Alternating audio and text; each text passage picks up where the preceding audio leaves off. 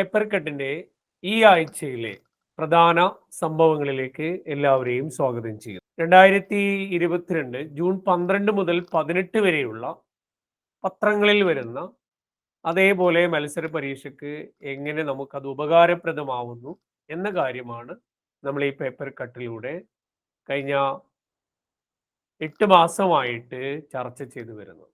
ഇന്ന് ജൂൺ 12 എന്ന് പറയുന്ന date world day against child labour എന്നുള്ളതാണ്. അതായത് ജൂൺ 12 ബാലവേല വിരുദ്ധ ദിനമായിട്ടാണ് ആചരിക്കുന്നത്.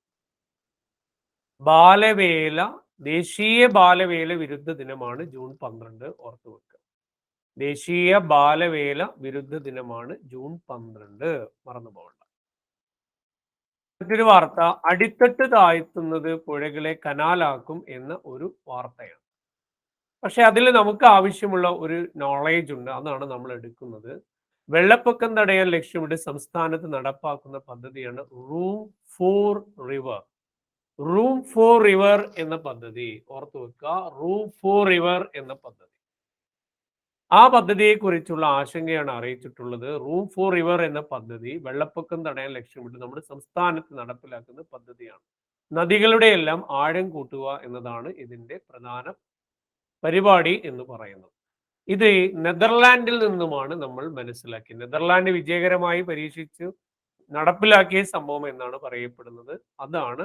അപ്പൊ റൂം ഫോർ റിവർ പദ്ധതി നാം കടം കൊണ്ടത് ഏത് രാജ്യത്തു നിന്നാണ് ചോദിച്ചാൽ അത് നെതർലാൻഡിൽ നിന്നാണെന്ന് ഓർത്തു വെക്കുക. പ്രഗ്യാനന്ദയ്ക്ക് കിരീടം. Norway chess group A open chess ടൂർണമെന്റിൽ ഇന്ത്യയുടെ കൗമാര താരം വളർന്നു വരുന്ന ഇന്ത്യൻ ചെസ്സിന്റെ പുതിയ മാന്ത്രികൻ എന്നൊക്കെ പറയപ്പെടുന്ന പ്രഗ്യാനന്ദിന് കിരീടം ലഭിച്ചു എന്നുള്ളതാണ്. ഓർത്തു വെക്കുക.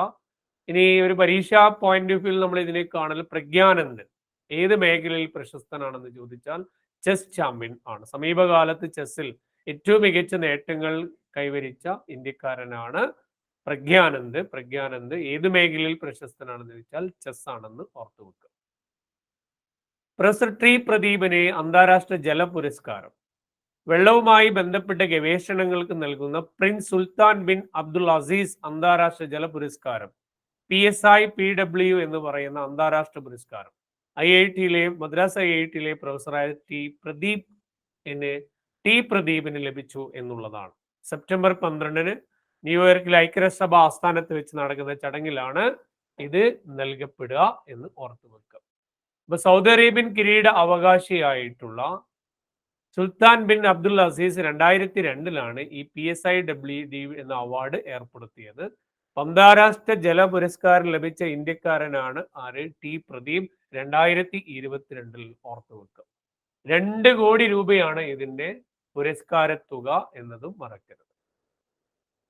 എലിസബത്ത് രാജ്ഞിയാണ് ഇനി മുതൽ ലോകത്തെ ഏറ്റവും കൂടുതൽ കാലം ഭരിച്ച 2ാമത്തെ ഭരണാധികാരി എന്ന് പറയുന്നു. അവരുടെ കിരീടം ചൂടിയിട്ട് 70 വർഷവും 127 ദിവസവും പൂർത്തിയായി. 1ാം സ്ഥാനത്ത് ഫ്രാൻസിന്റെ ലൂയി 14 തന്നെയാണ്. 1643 അദ്ദേഹം 4ാമത്തെ വയസ്സിലാണ് രാജാവായത്. അദ്ദേഹമാണ് ഫ്രാൻസിന്റെ ലൂയി 14 ഏറ്റവും കൂടുതൽ നീണ്ട കാലം ഒരു രാജ്യത്ത് ഭരണത്തിലിരുന്ന വ്യക്തി എന്ന് പറയുന്നത് ആരാണ്? ലൂയി 14 ആണ്. ഇനി തായ്ലാന്റിന്റെ ഭൂമിബൂൽ അതുല്യ തേജിനെയാണ് എലിസബത്ത് രാജ്ഞി പിന്തള്ളിയത് എന്നും ഓർത്തു വെക്കുക. 1953 മുതൽ എലിസബത്ത് രാജ്ഞി ബ്രിട്ടന്റെ രാജ്ഞിയാണ്. 53 മുതൽ 1953 മുതൽ ഈ വർഷം അവര് 70 വർഷം പിന്നിട്ടു രാജ്ഞി പദവിയിൽ. 1643 മുതൽ 1715 വരെ 72 വർഷക്കാലം ആ പദവിയിലിരുന്ന ഫ്രഞ്ച് രാജാവായിട്ടുള്ള ലൂയി 14 നിലവിൽ ഏറ്റവും നീണ്ടകാലം ലോകത്ത് ഭരണ പദവിയിലിരുന്ന വ്യക്തി എന്ന് പറയുന്നത് ലൂയി 14 ആണെന്ന് ഓർത്തു വെക്കും. മറ്റൊരു പ്രധാനപ്പെട്ട വാർത്ത, തമിഴ് സാഹിത്യകാരൻ ചിന്നപ്പ ഭാരതി അന്തരിച്ചു എന്നുള്ളതാണ്. ചിന്നപ്പ ഭാരതി ഏത് മേഖലയിൽ പ്രശസ്തനായിരുന്നു എന്ന് ചോദിച്ചാൽ അതാണ്. ചിന്നപ്പ ഭാരതി എന്ന് പറയുന്നത് തമിഴ് സാഹിത്യകാരനാണെന്ന് ഓർത്തു വെക്കുക. അദ്ദേഹത്തിന്റെ സുരംഗം എന്ന നോവൽ അദ്ദേഹത്തിന് ഏറെ പ്രശസ്തി നേടിക്കൊടുത്തൊരു നോവലാണ്. സുരംഗം എന്ന് പറയുന്ന നോവൽ മറക്കരുത്. ഓക്കെ, അതേമാതിരി ദാഹം എന്ന് പറയുന്ന നോവൽ, ഇതൊക്കെ അദ്ദേഹത്തിൻ്റെതാണ്. തമിഴ് സാഹിത്യകാരനാണ് ചിന്നപ്പ ഭാരതി എന്ന് പറയുന്നത്. അന്താരാഷ്ട്ര തലത്തിൽ ലോകത്ത് വായു മലിനീകരണവുമായി ബന്ധപ്പെട്ട പട്ടികയിൽ അത് ഐക്യരാഷ്ട്രസഭയുമായി ബന്ധപ്പെട്ട ഏജൻസികൾ പുറത്തിറക്കിയപ്പോൾ ലോകത്ത് ഏറ്റവും കൂടുതൽ വായു മലിനീകരണം രൂക്ഷമായ രാജ്യം എന്ന് പറയുന്നത് ബംഗ്ലാദേശ് ആണ്. എന്നാൽ വായു മലിനീകരണം ഏറ്റവും കൂടുതൽ രാജ്യങ്ങളിൽ 2ാം സ്ഥാനത്ത് ഇന്ത്യയുമാണെന്നുള്ള ന്യൂസാണ് വരുന്നത്. വായു മലിനീകരണം ഏറ്റവും കൂടുതൽ രാജ്യം എന്ന് പറയുന്ന നിലവിൽ ബംഗ്ലാദേശ് ആണ്. അതിന് 2ാം സ്ഥാനത്ത് ഇന്ത്യ ആണ്. അന്തരീക്ഷത്തിലെ PM2.5 അളവാണ് വായു മലിനീകരണത്തിന് തോത് അളക്കാനുള്ള മാനദണ്ഡം. PM2.5 എന്നാൽ 1.5 മൈക്രോമീറ്ററിന് താഴെ വ്യാസമുള്ള തലമുടി നാരിനേക്കാളും ഏകദേശം 100 മടങ്ങ് കനം കുറഞ്ഞവ കണങ്ങളാണ് PM2.5. ലോകാരോഗ്യ സംഘടനയുടെ നിർദ്ദേശം അനുസരിച്ച് PM2.5 അളവ് ഘനമീറ്ററിൽ 5 മൈക്രോഗ്രാമിൽ കൂടാൻ പാടില്ല. ഇന്ത്യയിൽ അത് 54.3 മൈക്രോഗ്രാം ആണ്. എന്ന് പറഞ്ഞാൽ ലോകത്തെ ഏറ്റവും കൂടുതൽ വായു മലിനീകരണമുള്ള 2ാമത്തെ രാജ്യമായി ഇന്ത്യ ആണെന്നർത്ഥം. ഇന്ത്യയിൽ ഏറ്റവും കൂടുതൽ വായു മലിനീകരണമുള്ള നഗരം ഡൽഹി ആണ്. ഈ പട്ടികയിൽ ഏറ്റവും മുന്നിലുള്ള രാജ്യമാണ് ബംഗ്ലാദേശ്.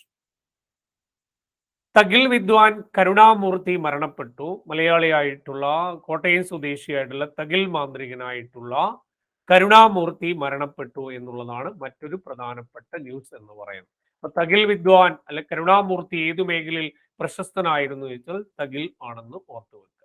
മറ്റൊന്ന്, അഗ്നിപഥ് എന്ന് പറയുന്ന സൈന്യത്തിലെ യുവ പോരാളികളെ നിയമിക്കുന്ന അഗ്നിപഥ് എന്ന സൈനിക സേവന പദ്ധതിക്ക് ഈ വർഷം 2022 ജൂൺ മാസത്തിൽ കേന്ദ്ര ഗവൺമെന്റ് തുടക്കം കുറിക്കുകയാണ്, അല്ലെങ്കിൽ സേനകൾ തുടക്കം കുറിക്കുകയാണ്. കേന്ദ്ര ഗവൺമെന്റിൽ ഇന്ത്യൻ മിലിറ്ററിയുടെ പുതിയ പദ്ധതിയാണ് അഗ്നിപഥ് എന്ന പദ്ധതി. ഈ അഗ്നിപഥുമായി ബന്ധപ്പെട്ട് ഇന്ത്യയിൽ ഉടനീളം വലിയ കലാപങ്ങളും പ്രതിഷേധങ്ങളും നടന്നുകൊണ്ടിരിക്കുകയാണ്. ഉത്തരേന്ത്യൻ സംസ്ഥാനങ്ങളിലാണ് ഏറ്റവും കൂടുതൽ ഇതിന് പ്രതിഷേധങ്ങൾ നടന്നുകൊണ്ടിരിക്കുന്നത്. അഗ്നിപഥിന്റെ കാലാവധി 4 വർഷമാണ്. അതുമായി ബന്ധപ്പെട്ടുള്ള കൂടുതൽ ന്യൂസുകളൊക്കെ ഇനി വരാൻ പോകുന്നതാണ്. കേന്ദ്ര സർക്കാരിന്റെ നിർദ്ദിഷ്ട പദ്ധതിയാണ് ഇത് അഗ്നിപഥ് എന്ന് പറയുന്നത്, ഓർത്തു വെക്കുക.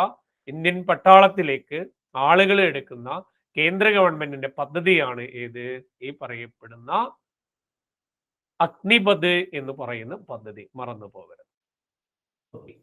തെലങ്കാന രാഷ്ട്രീയ സമിതി എന്ന TRS എന്ന് പറയുന്ന പ്രാദേശിക പാർട്ടി ഹൈദരാബാദിൽ അല്ലെങ്കിൽ തെലങ്കാന കേന്ദ്രീകരിച്ചുള്ള തെലങ്കാന രാഷ്ട്രീയ സമിതി എന്ന് പറയുന്ന പാർട്ടിയുടെ പേര് ഇനി മുതൽ ഭാരതീയ രാഷ്ട്രീയ സമിതി എന്നാക്കി മാറ്റി.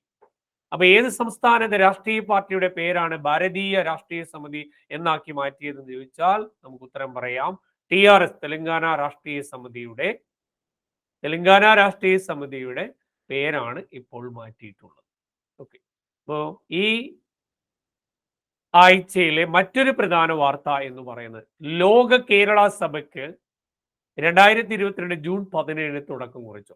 എന്താണ് ലോക കേരള സഭ? കേരളത്തിന്റെ വികസനത്തിന് പ്രവാസികളുടെ ക്രിയാത്മകമായ ഇടപെടൽ ലക്ഷ്യമിട്ട് നടത്തപ്പെടുന്നതാണ് ലോക കേരള സഭ. അത് 3ാം തവണയാണ് നടക്കുന്നത്. ലോക കേരള സഭ എന്ന് പറയുന്നത് കേരളത്തിന്റെ വികസനത്തിന് പ്രവാസികളുടെ ക്രിയാത്മകമായ ഇടപെടൽ ലക്ഷ്യം വെച്ച് നടത്തുന്ന സമ്മേളനമാണ് ലോക കേരള സഭ. ഇതിന്റെ 3ാമത്തേതാണ് ഇത്തവണ നടക്കുന്നത് 2022. ഓക്കെ, മറ്റൊന്ന് ജൂൺ 18 ആണ് ലോക ഓട്ടിസം പ്രൈഡ് ഡേ ആയിട്ട് ഒബ്സർവ് ചെയ്യുന്നത് എന്നാണ്. ജൂൺ 18 ആണ് ലോക ഓട്ടിസം പ്രൈഡ് ഡേ ആയിട്ട് ഒബ്സർവ് ചെയ്യുന്ന ഡേറ്റ് ആണ് എന്ത്? ജൂൺ 18. ജൂൺ 12 മുതൽ 18 വരെയുള്ള വാർത്തകളിലുള്ള നമുക്ക് ആവശ്യമുള്ള ചില സംഭവങ്ങളാണ് നമ്മൾ ഈ എപ്പിസോഡിലൂടെ ചർച്ച ചെയ്തത്.